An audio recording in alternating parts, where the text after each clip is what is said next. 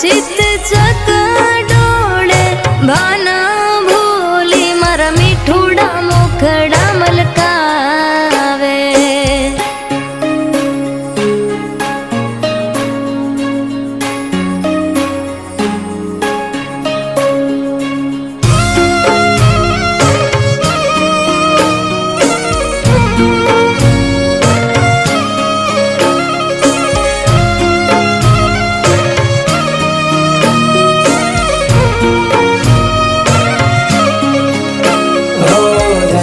जन्मना बोले बंधाना रेशु बेड़ा।